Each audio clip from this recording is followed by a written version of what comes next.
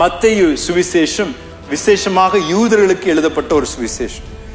அதுவும் மத்தேயு என்ன விரும்பினார்னா, இயேசு யூதர்களுக்கு ஒரு ராஜா என்று அறிமுகப்படுத்த விரும்பினார். ஏன்னா யூதர்கள் அதற்காக தான் காத்து கொண்டிருந்தார். மேசியா அவர் ஒரு புதிய ராஜ்யத்தை ஏற்படுத்துவார், அவர் ஆளுவார் என்று எதிர்பார்ப்போடு பல யூதர்கள் பல நூற்றுக்கணக்கான ஆண்டுகள் காத்து கொண்டு ஜெபித்து கொண்டிருந்தார். அந்த வார்த்தை நிறைவேறி விட்டது என்று நிரூபிப்பதற்காக மத்தேயு தம்முடைய சுவிசேஷத்தை ஆரம்பிக்கும் பொழுது என்ன பண்றாருன்னா, வம்ச வரலாறோட ஆரம்பிக்கின்றார்.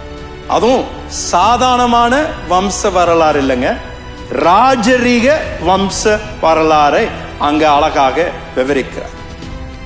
யூதர்களுக்கு அதுவும் மேசியாவை குறித்து அவர்கள் படிக்கும் பொழுது மேசியா அந்த ராஜரீக வம்ச வரலாறு உடையவர் என்று அவர்கள் நிரூபித்து காமித்தாதான் அவர்கள் நம்புவார். மத்தேயு இதை அறிந்திருக்கின்றார்.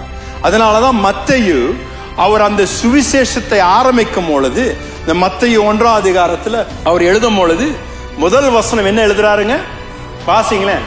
ஆபிரகாமின் குமாரனாகிய தாவீதின் குமாரனான இயேசு கிறிஸ்துவினுடைய வம்ச வரலாறு. யூதர்களுக்கு ஒரு ராஜரீக வம்ச வரலாறு பெற்றவர் ஒருத்தர் இருப்பார் என்றால் அவர்களுடைய ரத்தத்துல இந்த 2 பெயர்கள் காணப்படும். எந்த பெயருங்க? ஆபிரகாம் இருக்கணும், தாவீது இருக்கணும். இந்த 2 பேர் இல்லைன்னா ஆட்டோமேட்டிக்கா இவர் மேசியா இல்லை என்று சொல்லிடுவார்.